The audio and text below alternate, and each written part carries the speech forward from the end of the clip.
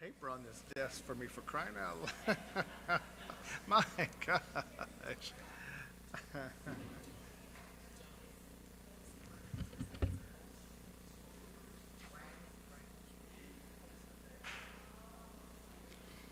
Good evening, everyone. I would like to call the September 9th, 2019 meeting of the University City Council to order at 6:34. Madam Clerk, would you please call the roll? Councilmember Carr, Present. Councilmember McMahon, Present. Councilmember Hales, Here. Councilmember Kusick, Here. Councilmember Smotherson, Here. Mayor Crowe. Here. Thank you very much. Before you, you have the agenda. May I have a motion to approve the agenda for this evening's meeting? Motion made by Ms. Carr, seconded by Mr. McMahon. Any discussion? Hearing none, those in favor, please signify by saying aye. Opposed? The ayes have it. We'll now move forward to the proclamations, but prior to the proclamations, I do want to take just a moment. As I think most of you know, today is September the 9th, and in 2 days it will be the commemoration of the September the 11th. And it was interesting as I looked through some of the remarks that were made. Sandy Dahl, who was the wife of Jason Dahl, who was the captain of flight number 93, said that if we learn nothing else from this tragedy, we learn that life is short and there is no time for hate. So with that, I would ask for us to take a moment of silence in memory of September the 11th.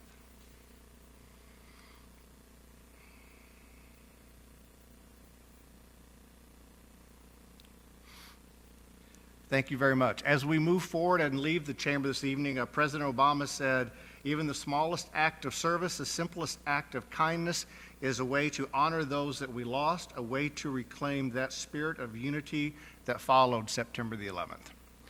You have before you a proclamation that the City Council will be signing this evening for 2019 Extra Mile Day, which is appropriate based on the comments that I just made. The Council will sign that proclamation at the conclusion of this meeting. To my colleagues, we have the approval of the minutes before us. We have the August 12th regular session minutes. Is there a motion that they be approved? Motion by Ms. Carr, seconded by Mr. McMahon. Any discussion? Hearing none, those in favor, please signify by saying aye. Opposed? The ayes have it. You have before you the August 12th joint study session minutes with the Park Commission. Is there a motion that they be approved? Motion by Ms. Carr, seconded by Mr. Hales. Any discussion? Hearing none, those in favor, please signify by saying aye. Opposed? The ayes have it. Finally, you have the August 17, 2019 special session minutes. Is there a motion that they be approved? Motion by Ms. Carr, seconded by Mr. Smotherson. Ms. Carr, do you have a... Oh, thank you. Hearing no discussion, those in favor, please signify by saying aye. Opposed? The ayes have it. I believe Councilmember Clay has a nomination. I would ask that one of my colleagues, would they like to make the nomination? Mr. Smotherson, I think your mic is on. Thank you, Mayor Crowe. Yes, I'd like to make a nomination to the Gallup Commission as a fill-in replacement for Beth North's vacated expired term until 9/9/2021 of, is it Jean Russell or M. Jean Russell? Is that correct? Yeah, okay. yeah. There's a motion. Is there a second? Seconded by Ms. Carr. Any discussion? Oh, yes, Ms. Carr. Can we change the record to reflect that the person who's being replaced is Beth Norton? Yeah, I think it's not North, Beth Norton? yeah.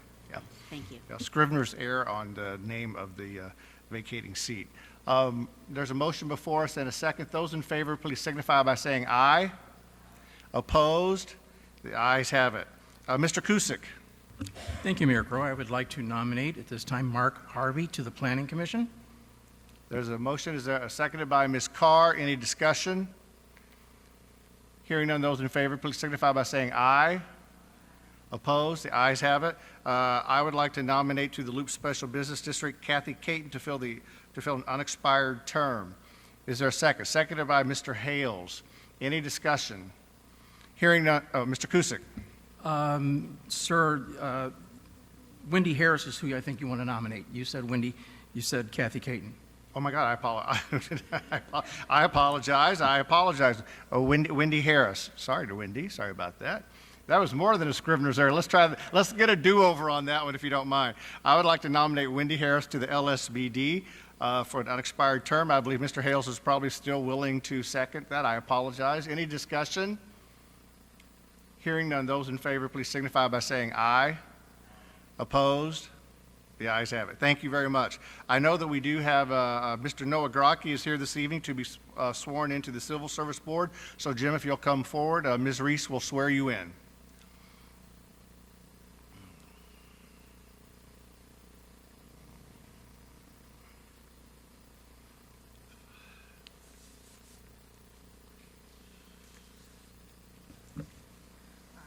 Jim Novagrocki, Do solemnly swear that I possess all of the qualifications and am not subject to any of the disqualifications named in the charter for the office I am about to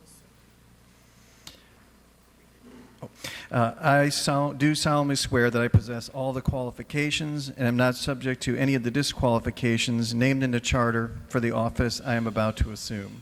That I will support the Constitution and the laws of the United States and of the state of Missouri and the charter and ordinances of University City. That I will support the Constitution and the laws of the United States and of the state of Missouri and the charter and the ordinances of University City. And that I will faithfully and conscientiously discharge the duties of the office I am about to assume with impartiality and justice. And that I will faithfully and conscientiously discharge the duties of the office I am about to assume with impartiality and justice.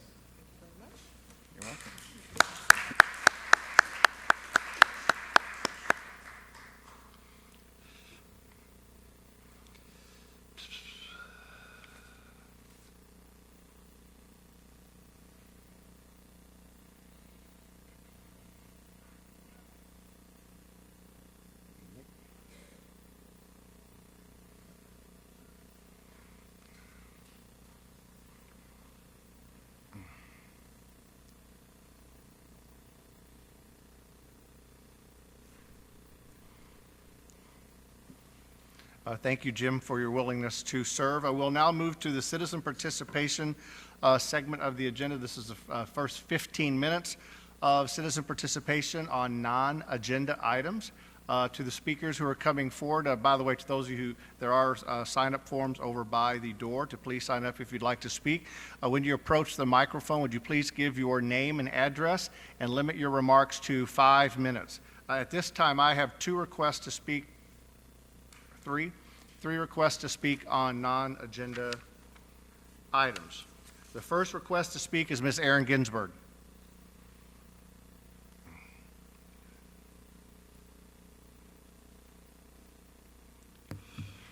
Honorable Mayor and City Council, my name is Erin Ginsburg. I live at 430 West Point Court, and I have a community kitty update for you.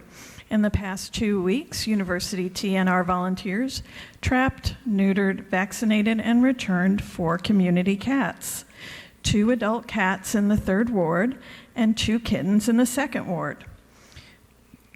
We hope that one day soon, UCity will adopt a TNR ordinance to protect our community cats and their colony caretakers. We also hope to host OpSpot's veterinary van regularly to provide low-cost neutering and vaccination for University City's pets and community cats. Last but not least, UCity TNR is celebrating the new partnership between St. Louis Feral Cat Outreach and the Missouri Animal Protective Association.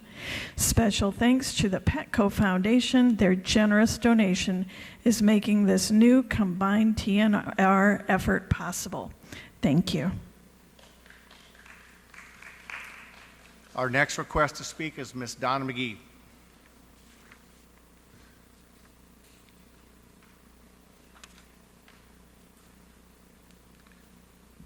Hello, my name is Donna McGee. I reside at 7584 Melrose in the 3rd Ward. I just want to thank you all for this opportunity. Yes, the tree is still a hazard, a safety issue, a liability. I've been here for a while, and that's part of my personality. I won't go away because this is so important to me, and I refuse to let another city tree fall on my car. It's a nuisance to me. The tree needs to come down. The tree is the wrong tree in the wrong place. I am not a tree hater, I just want to put that on record. The tree, such as that sycamore tree, is a larger tree which needs to be in a park or maybe on Delmore somewhere along the street. It does not need to be anchored by my driveway or such a small lawn. It's just anchored by the grass and the driveway. Yes, I love my home. I love yard work. I know that trees grow. That's what they do and how they grow. The Park Commission has not honored their protocol by allowing me to address them in a timely fashion. The newest forester went out and, I guess, assessed the tree, and they're supposed to give me an opportunity after I put something in writing to appeal, and that has not happened. It's been well over 30 days. And they assessed the tree last year. I had that opportunity to present. It was a flawed process, in my opinion. They didn't even open my presentation where I had pictures and also petitions from citizens.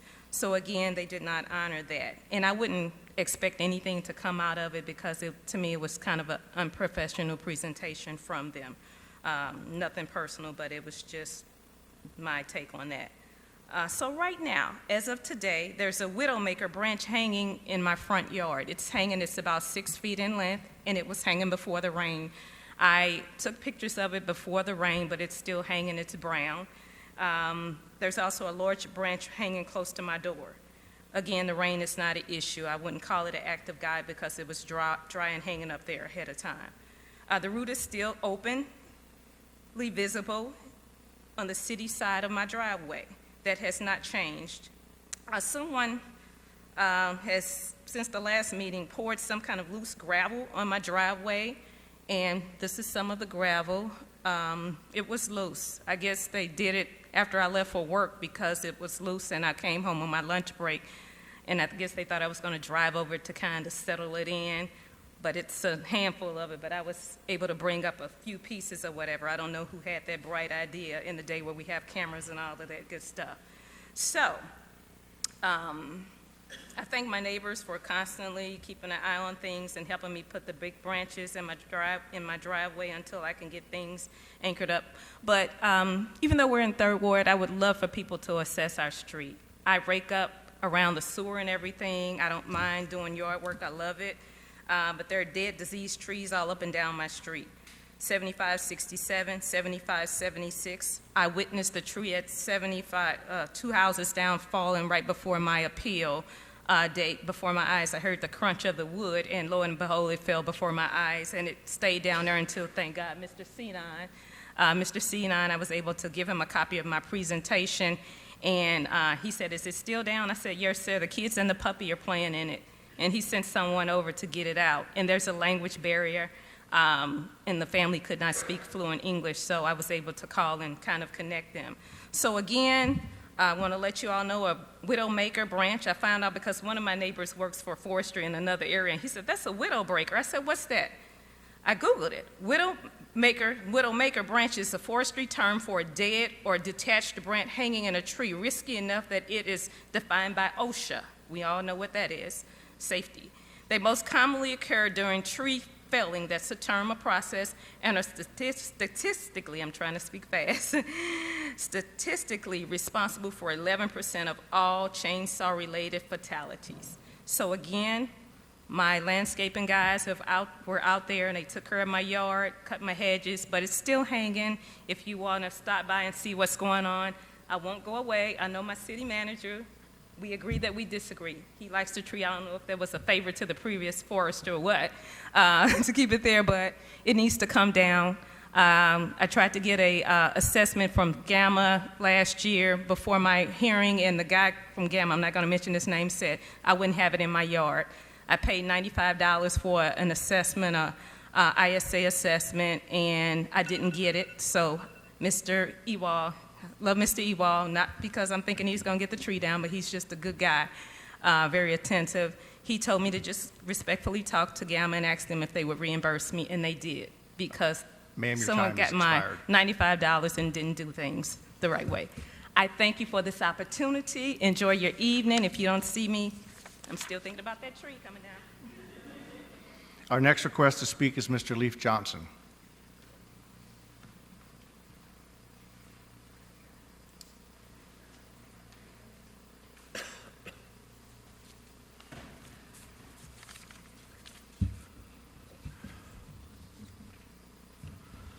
Leif Johnson, 836 Barclay Square, University City. Wasn't the former chancellor of WashU the head of Better Together? Has it been a year since the Post-Dispatch ran the biggest PR campaign in their history for Rex Sinquefield's Better Together, the plan to eliminate local government? Wasn't the former chancellor of Washington University the chairman of this effort? Despite lining up all the top cats in town and plumping it for weeks, in addition to all the years-long streaming of columns by Tony Messenger, and adding TV, including public television and radio, it just didn't fly. With financial stakes of hundreds of millions, or probably billions, the architects of the county government must have had a backup plan. Indeed, they did. It's called the Freeholders Plan. The mayors who wanted this on the ballot said that the Better Together plan was flawed because it allowed out-of-state voters to vote on a measure that only affected city and county voters. What they didn't tell you is that the vote in a similar plan in 1966, the outstate voter rejected it by a plurality even greater than in the city and county. Under the state constitution, the only thing the freeholders can do is combine city and county. Well, that was exactly what Rex Sinquefield wanted. Of course, the voters could turn down the freeholders too. But with all the efforts that some mayors and city councilmen have made to put freeholders on the ballot, there is probably no organized force left to say, vote no. Sinquefield wins. So get ready to bail out the city funds, build a soccer stadium, revitalize downtown, build sport complexes, build a marina, build recreational or theme parks along the river, subsidize or build new hotels. Now, back to Washington University, which is taking over the Loop to reap tax-free real estate income. How would they feel about local government? Well, for their purposes, it is very insufficient. It might oppose, slow down, or even halt their plans. So it is understandable that WashU would like to get rid of local government, especially the one in University City. Another way for WashU to win is to bring back Shelley Welch or her friends to combine their hands-off policy towards WashU. Like Freddy Krueger, Shelley is coming back. Of course, our candidates will run a clean and positive campaign and not criticize Shelley for her vicious slandering, undemocratic behavior, corruption, and inveterate lying.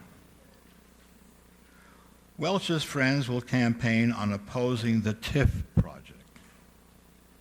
Isn't it a pity that no one researched who organized that community protest?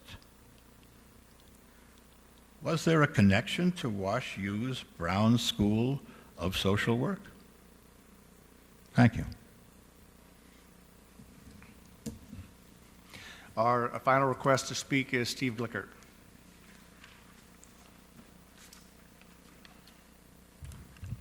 Good evening, Steve Glickert, 7750 Blackberry. I saw something recently that was like a teed up beach ball for me. It was like an engraved invitation or a challenge for me to come up here. Approximately 1 week ago, I noticed that 2 of our council members forwarded a marketing piece on social media to inform the citizens of the nuisance property hotline. Wow, really? You've got to be kidding me. With your proven inability to perform, this is what you came up with. Well, I'm here tonight to inform the citizens in the audience, those streaming online, everyone within earshot, and anything to get the word out, that this service will be a complete waste of their time. Because many of you might remember, I've been waiting 15 months to see results on numerous violations brought to this administration's attention. Do you know what I've received in those 15 months? Delays, excuses, tricks, evasion, shuffling, dodging, and being copied on a well-orchestrated scam of emails, shifting the issues from department to department that gives the illusion that something is happening. Well, I'm here to bring you the latest, the proof, the evidence, and the facts, and the confirmation that those violations are still in the same place that they were 15 months ago. This administration has tried to shovel a load of manure at me with excuses like, well, we're having meetings regarding that situation. We're strategizing over the approach of that situation. That department is running thin. Excuses. That's all they are. Excuses with no results. You don't need meetings. You don't have to strategize. If that department is shorthanded, hire somebody. Or how about utilizing the high-priced assistants that you've hired for the city manager? They can pick up the slack. The rules, the regulations, the codes, the laws, and the ordinances are already in place. Enforce them. No more meetings, no more strategies, no more excuses, no more delays. Do the damn job. 15 months and counting with no conclusions. And now you're playing the smokescreen con game with the citizens on this announcement of a hotline. That's just brilliant. Two more things before I go. First, on the greeting of your hotline, it needs to be changed. You need to be honest and truthful on the message. Tell the caller their complaint will take at least 15 months, if not longer, to be rectified. And don't forget to tell them that if they live north of Olive, they get nothing. Second, I'm giving you a small challenge tonight. Let's see if you can handle one situation. I guess I just overwhelmed you with the 40-plus vehicles and the multiple zoning violations 15 months ago. Let's see if you can handle this one. Now, be aware everyone's watching and listening. It's on public record. And get out your pen and paper. The alley is located in the 6700 block of Corbett. Hopefully you can find the alley first. This is a rock alley. It runs east of Ferguson Avenue. It curls and makes a southern 90-degree turn into the 6700 block of Corbett. Located in the alley is a truck with a trailer. It's parked on the shoulder of the alley on an unpaved surface. That's a violation. The truck has Illinois plates. They're expired. That's a violation. The trailer attached to the truck has Illinois plates. They're expired. That's a violation. The truck has been sitting there for over 8 months without moving. That's a violation. The truck is actually sinking into the ground because it's been sitting there so long. The grass surrounding the truck and the trailer is excessively tall. That's a violation. But wait, there's more. Sitting next to the truck and trailer is a car parked on the same unpaved surface. That's a violation. With an expired Missouri plate from June of 2018. That's a violation. Mr. Rose, I'm sure that you and your staff are aware of this site and this problem because this was included in the pictures that I provided to you, Mr. Smotherson and Mr. Clay, back in March. So, several violations in one location. It's conveniently packaged for you to in one spot. It's like 10 violations in one. Let's see if you can pass the challenge. Hey, here's a suggestion. Maybe you can call the hotline. Or are you afraid to be treated like a resident?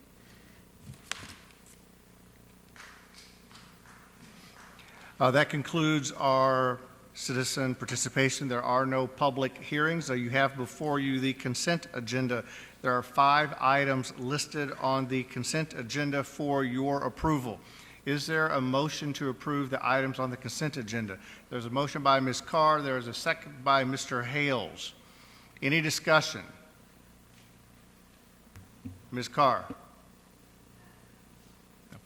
Those in favor, please signify by saying aye.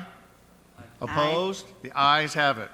We'll now move forward to the city manager's report. Mr. Rose. Honorable Mayor and council members, this agenda item asks council to hear a presentation from MSD's Executive Director and CEO, Brian Holscher, on OMCI taxing subdistricts. So I would invite Mr. Holscher to the microphone.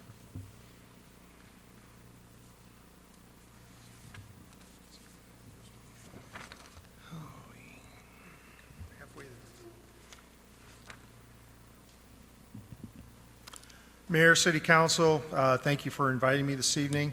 I know we have some limited time, so I know you've got all the materials in front of you. I'm going to shorten this up to kind of meet the time requirements that were given to us.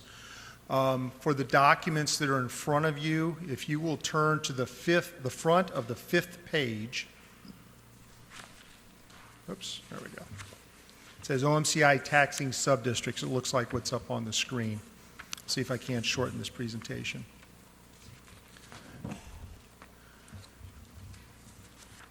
Everybody's got that, so I'm going to spend just about a quick minute here on some history. This has to do with stormwater funding.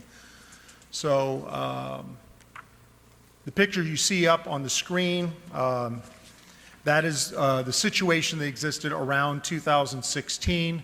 The issue MSD was addressing on stormwater in 2016 is the area that's hatched in red, and the area to the right or east of it, MSD had funding to operate and maintain public storm sewers.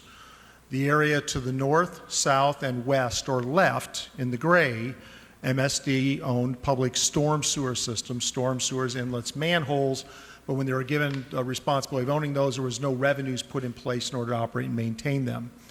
So in April 2016, we had a vote on something called Proposition S that allowed us to go through, and it provided a district-wide property tax for MSD to operate and maintain all of the public storm sewer system it owned throughout the entire district. As part of that, there was something else that was going on. We were taking, if you look in those red areas and their hatchet areas, those are the OMCI taxing subdistricts that we're talking about. Prior to 2016, these are very old subdistricts. Some of them were created in the late 50s, most of them in the early 60s. We were collecting an extra property tax in order to do work to address flooding and erosion, only in the red areas. There's 12 different of those taxing subdistricts. Wherever we collected the money, that's the only place we could spend it. With the passage of the provision in 2016, we committed to all the municipalities who are in that area that with that passage, the taxing rates at zero temporarily, we would spend the fund balances in each one of those taxing subdistricts addressing flooding and erosion issues. And after MSD went to the voters to see if they wanted to provide a district-wide funding source for flooding and erosion, we would come back to the municipalities and get their opinion, with the ultimate being staff or myself recommending our board what do we do with those existing subdistricts. So we did that last step. That was in April 2019, just this past April, Proposition S. That failed 4753. So following up with the commitment, we're coming back to all the municipalities, the 60 municipalities that are located within red area, and we're getting your opinion as input to our Board of Trustees what should be done with those taxing subdistricts that currently their taxing rate is set at zero. So 2 more places here. I'm going to go to the next slide. I'm going to, second slide. I'm going to give you what the options are, and then I'm going to give you exactly what they look like within the areas within University City. So the first option, other than not raising the taxes back up, the first option in front of you is to go back to the way we were. So there are taxing subdistricts. University City happens to be in 3 of them, and there's a small part of University City that's not in any taxing subdistrict. The idea would be to go in, set those taxes back in place. So that red area would be the only part of the district that would have a revenue source to address flooding and erosion throughout the entire district boundaries. We'd set the taxes back up to what they were prior to the 2016 vote.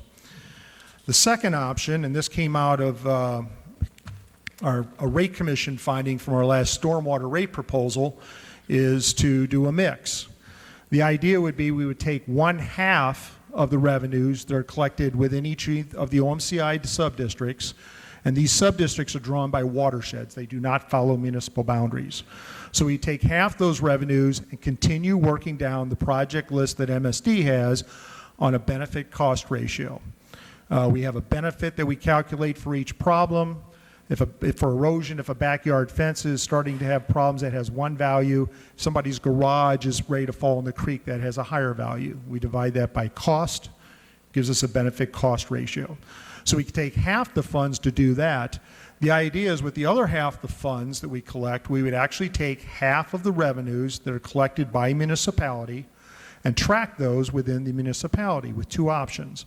One, we would find the next priority project that MSD knows of, tag it, and we'd allow that bank to build up, and we would design and build the next project specifically within the individual municipalities that come up on that list.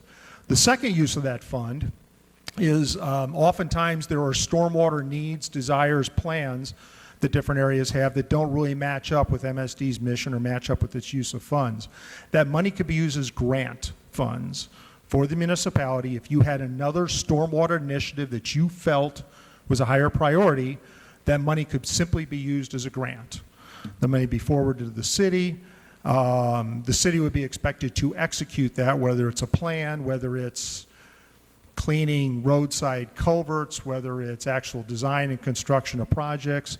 That would just simply be a grant that would go to the city to allow you to execute projects based on your own priority. What that looks like in University City, and I think you have this information in front of you, and there's not on there. I'm going to kind of read the conclusions here.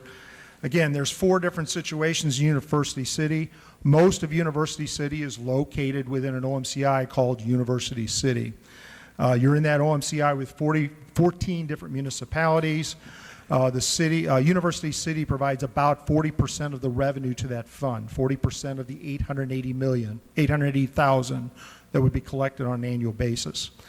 So under those 2 proposals, either University City, if we decide to move forward, would continue to contribute $350,000 to that district-wide, OMCI-wide $880,000 pool, or we could donate $175,000 to that overall pool, with $175,000 per year being built up under account with University City to either be spent on the next project just in University City or for another stormwater initiative that the city felt had higher priority. That's kind of what it looks like. The other smaller areas you're also in a watershed called Deer Creek. This is the southwest, and the southwest corner generally of University City is there, about 3,200 different residents. You generate 1.7% of the revenue. Right now, if this was turned on, you contribute $64,000 to that full area. There's another one called Wellston. You were sharing this with 8 other municipalities. You generate 3.5% of the revenue, which is $1,100 a year. If this was turned back on, it's a very small piece. And then there is a part of University City. Remember, these are older taxing subdistricts that have been in place since the 60s. They're grandfathered in under Hancock. There is the area east of Hanley and south of Delmar in University City that is not in any OMCI subdistrict.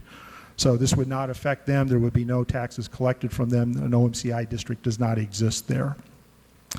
So what we're looking to do is ultimately we're going to the 60 municipalities, finding out from them what would be their opinion, what would be their advice, what would there be suggestion to our Board of Trustees as to how to prepare. One of the things I always get asked, so I've made sure I address this, we're not asking you to vote. We're not asking you to take responsibility for the ultimate decision that I propose to our board or that our board makes. While it's important what we hear from the individual municipalities that are located within the OMCI subdistricts, also important to our Board of Trustees is the list of projects that our ratepayers, because these folks are also our ratepayers within our municipal boundaries, what the project looks like, how severe the situation is. They're also going to take that into consideration as to what they do with the future of these taxing subdistricts. The schedule right now we had set, as you see up on the board, we had set to try and gather information through the end of September. That gives our Board of Trustees October, November, and if necessary, December to decide what to do. The way the schedule's set up with the state of Missouri, we have to inform them what we want to do with these taxes by the middle of January, if we want to increase them. If we do want to turn them back on and raise them back up, we have to let them know. If we don't get enough information, the next time we could attempt this would be 2 years from now. We can only do this every other year and attempt to raise those taxes above where they're currently set. That, I know I went through it quickly. I know you had limited time. That's the information I was looking to convey. You have a question? Ms. Carr? Thank you, Mr. Holscher. I really appreciate it. Our city does have a stormwater task force that was established about 2 years ago. They're in the process of writing a report right now, and one of the recommendations is to hire a consultant that would help prioritize the many, many instances of stormwater incursion, overland especially, which MSD does not address, since we do have especially the River de Pere and the natural portion of the River de Pere running through this. So I have some questions for you, and I was hoping you might be able to answer them, and then Okay. I would be willing to give you my feedback. Well, maybe I'll give that to you first, is that I would be interested in the 50-50 split. I would also be interested in having a citizen committee on which some of the people sitting on our stormwater task force were participating. You're familiar with one of them, Mr. Ehrenberg. And so we've taken this very seriously. And I know that you are too. And I personally was saddened to see that we didn't get the tax increase to address stormwater issues. So I would like to see that 50-50 split. We do have, and we'll be establishing prioritization very shortly, and we do have some things that maybe you haven't considered. So some of these are redundant out of the presentation that was provided to us. I think the one where you gave us each watershed and then the percentage of taxes, and I'm hoping you can answer it basically for the record and so that we can give you better feedback, if that's okay. So the first one is, what is necessary to reinstate the OMCI tax, City Council, Public Vote, MSD Board of Directors? It is simply a decision by our annually, as we do, to take a look at all the possible tax authority the district has, the Board of Trustees, and to decide to notify the state that we are going to set this year's rates for these at a certain level. Because we're raising it, again, it can only be done every other year. It just simply takes an action of our Board of Trustees to set the taxing rate in each one of these 12 OMCIs. Okay, so you already answered about whether the OMCI funding is for all of University City or only a subset. Apparently, it's just a subset that does not qualify for this. So would you reinstall, for lack of a better word, reinstate the tax rate previously, or is there a possibility that it could be increased, especially over time? So right now, the plan would be, and part of this has to do with how they were grandfathered in, but also some restrictions in our charter. The plan would be to set them at what the current maximum rate is, as decided based on the Hancock review by the state annually. I don't know there's a desire, we haven't heard a desire, I know the board has no desire to set something in between. The idea would be to set them essentially back where they were in 2016 before we set them to zero. So that is the maximum rate Yes. currently? Okay. And then is the city, so you gave us a list of currently selected projects in this. Yeah, they're currently identified projects. I think Okay. I'll build a little on what you had mentioned. We're giving you the list we have now. If we start some kind of stormwater program back up, we're constantly looking for input as to what other issues there are, and we won't change priorities in the middle of a fiscal year. But if, for instance, we got more information from University City on more projects, or projects that have gotten worse, or projects that have gone away, we would include those in our calculation on an annual basis. Okay, and so our Stormwater Task Force can work with our Public Works Department and convey that kind of information to you? Yes, Because there's- we've actually done an inventory that didn't previously exist. Yeah, as a matter of fact, there are quite a few municipalities who do that with us. They do their stormwater master plan, come with their projects, then coordinate with our staff to make sure we know what you found, and we'll incorporate those into our priority list where applicable. Okay, and is there anything that the city can do to speed up the implementation? So the implementation is basically, the schedule is set by the state. So we have to simply, for the property tax year 2019, do the proper notifications to the state to collect the money. So if we move forward with this, we have to notify them in April. I believe we have to notify them again in August in order to start collecting money at the end of calendar 2020. However, MSD, for accounting purposes, could actually start work if we turn these on starting July 1. Okay, and just a slight other question. So when you have identified which projects are going to be addressed immediately, I am assuming that you would then notify our city? Yes. Okay. And I so- think that was a practice Yeah. before, and it will show up in our annual budgets that are issued on July 1. Okay. We'd just like to know, what is being addressed, see if it overlaps with some of the things that have been identified by the stormwater. Agree with task you completely. Okay, and then just in case, you mentioned that it's possible that the cities could have some input with this other 50% if you decide to go in that direction. So can we adjust the order of implementation or the prioritization, essentially? The prioritization will be solely at the decision of the city with that separate pot. That Okay. the city gets to prioritize in any fashion it feels is appropriate. And the other prioritization, the one that you keep, that's more or less fixed by your board, is that correct? Correct. That's set by policy. However, as we said before, if you have additional projects, which is always a good idea, we can always include them in there just in case there's something we've missed. Okay, that's great. All right, and then I think, so over time, if we're looking at this, will you be looking to keep this at the maximum, which, could be an ever-increasing small amount, due to the Hancock Amendment, and I'm saying small, to allow more projects to be addressed or to speed up the implementation? In some cases, it's kind of, some of the circumstances are kind of dire. Right. So the amounts that we have set that we would raise these to right now by charter are the maximum amounts they can be set for OMCI subdistricts. I don't see us going back on these. If you looked at all those red areas, if we turn them all back up to the maximum level, we would collect a total of $9 million per year. But this issue district-wide isn't over with the district. Right now, we will be going back out next calendar year, having very long, extensive listening and fact distribution sessions.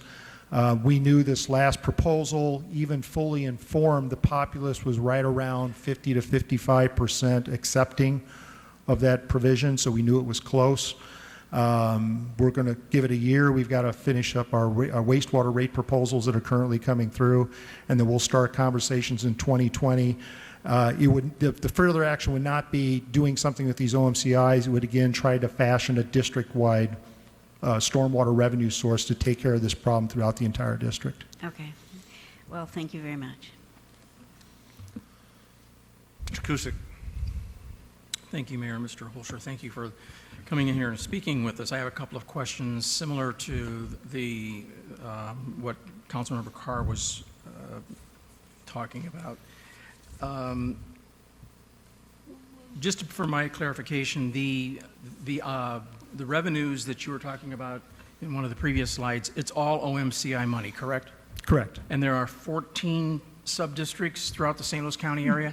12. 12? 12, yes. And are all those St. Louis County or in the areas that MSD serves?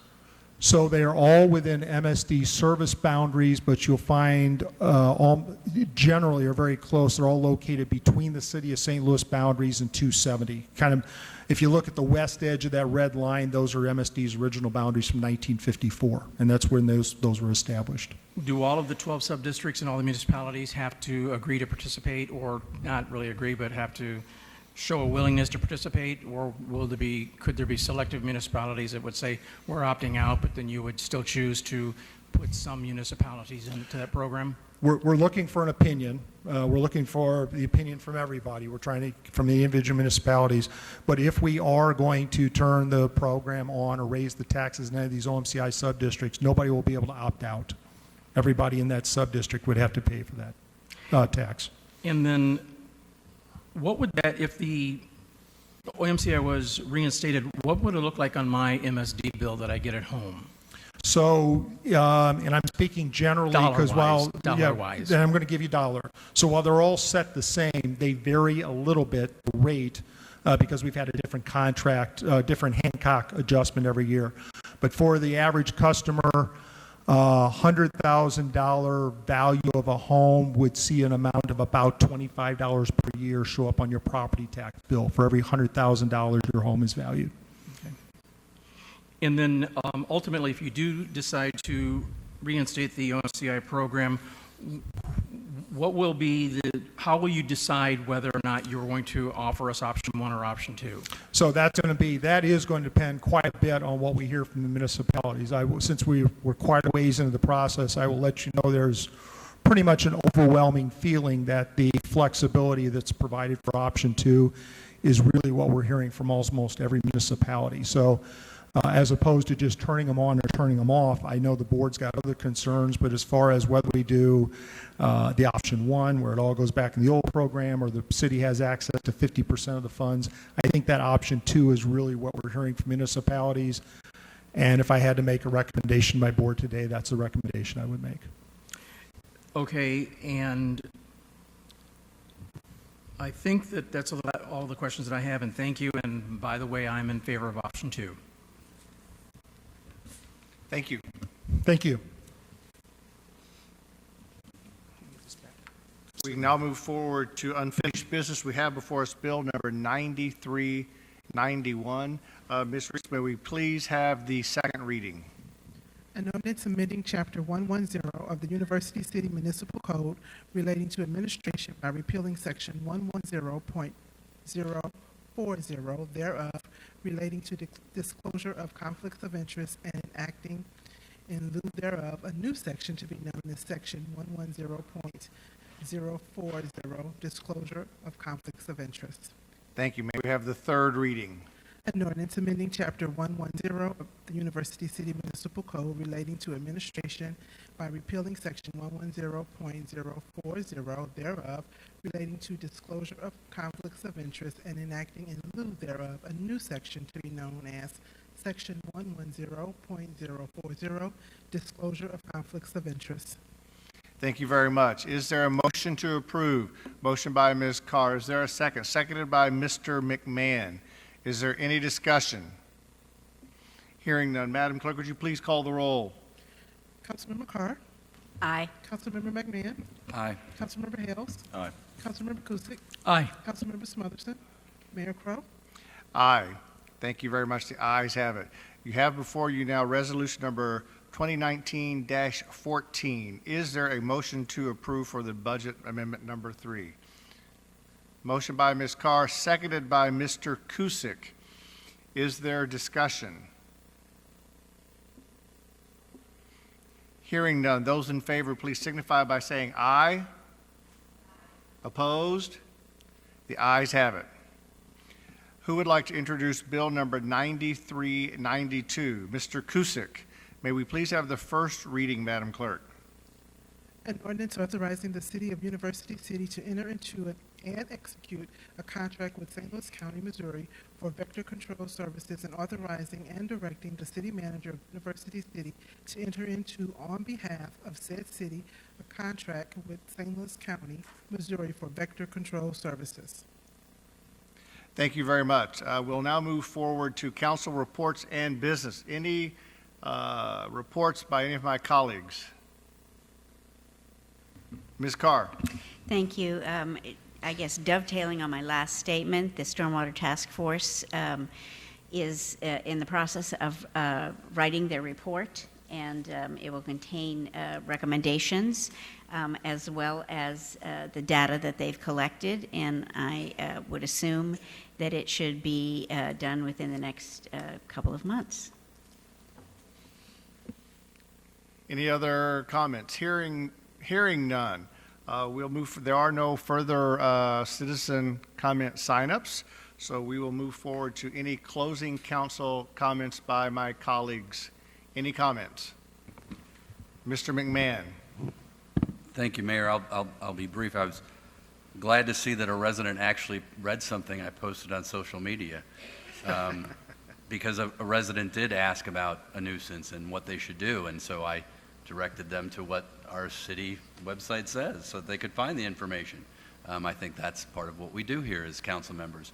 But it's not a new program. It's been around for a long time. I wasn't touting it as something brand new and rolling it out to try to be a smokescreen, because it works. I've had lots of people call me, and the first thing I tell them to do is call the hotline. One, it's anonymous, so that you can call and no one's going to know that it was you that reported your neighbor for their tall grass. So that's a nice thing. But when people call and tell me that, they usually call me back and say, thanks, it got mowed. It just happened up on 2 Lane by the golf course. I talked with residents, I checked up on it, the problem property was in the system, the city followed up on it, it was taken care of, people got back to me and said, hey, thanks, it worked. And it does work in the 3rd Ward. I've had calls from residents in the 3rd Ward for abandoned vehicles, I've had a call for long grass, and they've gone through the same system, and it works. Why it hasn't worked with these 15 incidents or whatever number the resident was talking about, I don't know. I can't tell you. But I do know that that's the process. Call the hotline. If that doesn't work, call one of us. Call the people at City Hall. Talk to your city manager. And if still don't get it, sure, come here and tell us all about it so we can step up and make sure we're trying to get the customer service that we have to deliver through the city as best we can. But I do know it works, and I do know that people in the 3rd Ward actually get the same quality that we've been striving to. I know it works because I've had residents call me and say, thank you, it did work, the car's gone. So just to let you know, but I'm glad people read my posts. That's nice to know. Mr. Smotherson. Well, I guess I'm at fault too, Councilman McMahon, because I passed on your post and posted it on Nextdoor. So I'm blamed also. I'm at fault too. But and I just simply want to say to everybody, and you can look at the post, a lot of things get done in the 3rd Ward. A lot of things get done. And we do have problems, we do. But they get addressed. And if you call us, we jump on them immediately. And I will say that our staff and our city manager are absolutely responsive to the issues. Now, there's some problems. One of the things that I don't think that our resident didn't explain is that there is a process called due process. It just simply is. There is a process, and that process, which is the right that the citizens have, is called due process. And we have to give them due process. So again, last thing that I will actually say is that I really want to continue this point that we have a project, we have a city, we have a great city, we have a development that's going on, and I'm just frustrated at the fact that we just had a recent Riverfront Times article that said that wasn't favorable. I'm saying wasn't favorable. So I'm just hoping that at some given point in time, I'm hoping that the city, and I'm asking the city manager, that I'm looking forward to the day that we are responsive and that we put out our narrative. because our narrative is a lot different than what a lot of these reporters are doing, and they're not doing a good job. I'm going to say that because, you know, they scrape in the bottom of the barrel to find people to interview, and that's not fair to us as a city. And again, I'm not saying that I'm trying to hide anything, but believe me, this is what we're doing is an absolute great thing for University City. So again, that's my comments for tonight. Thank you. Mr. Hales. Thank you. I just wanted to take a moment to recognize one of our residents, actually my neighbor, Kai Pietoso, and his family's restaurant, Cafe Napoli in Clayton. Kai lives right next door to me, and last week, on Tuesday, he delivered dinner for 20 to our entire fire department, which was, I think, very, very well received by all of them. Some of the biggest shrimp I think I've ever seen, and it was really a pleasure to be able to be there for that. I know the mayor was there and Mr. Rose was there, but I just want to publicly thank Kai and his family and the restaurant for doing that for the fire department. It was very nice. Thank you. Mr. Cusick. Thank you, Mayor Crow. I would just like to remind anyone in the audience and those that are listening to us, streaming, sitting in their living rooms and relaxing, that coming up again on September 22nd, Sunday, is the annual U City in Bloom Plein Air Art Event. Artists are invited to go out into the neighborhoods to paint pictures or draw pictures in many of the gardens in the areas around, what's the neighborhoods? Brittany Woods neighborhood. Oh, and one of the gardens, I believe, is Councilmember McMahon's wife, Cindy Theory's garden. So if you're wanting to go out and paint someone's gardens, there's some beautiful gardens if you want to paint, or if you want to go on the tour to see all these wonderful gardens. It's a very unique area. And then after that event will be a display of the artwork and food and beverages at the Human Park Community Center starting at 5 o'clock. Thank you. Ms. Carr. Thank you. Actually, I'm remiss. I should have thanked Rosalind Williams for her long service on the Plan Commission. She recently resigned, and Mark Harvey is going to take over for her. But she not only served on the Plan Commission for many years, but she also stepped forward to act as the interim Community Development Director at a time when we needed it. So, Rosalind, thank you.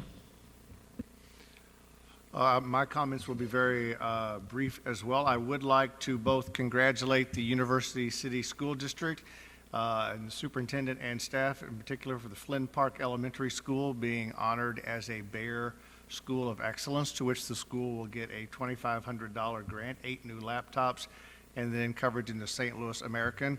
Also, I think all of us probably need to make a shout out to Jason Wells, the coach at University City High School football, and for his team, who put together 750 donated backpacks for kids in need. So always good to do things for our community. With that being said, I would welcome a motion by one of my colleagues to go into closed session under Missouri Revised Statute 610.021 for legal actions and personnel. Is there such a motion? Motion made by Ms. Carr, seconded by Mr. Cusick. Any discussion? Hearing none, would you please call the roll? Councilmember Hales. Aye. Councilmember Kuzic. Aye. Councilmember Smotherston. Councilmember Carr. Aye. Councilmember McMahon. Aye. Mayor Crowe. Aye. Thank you very much for coming.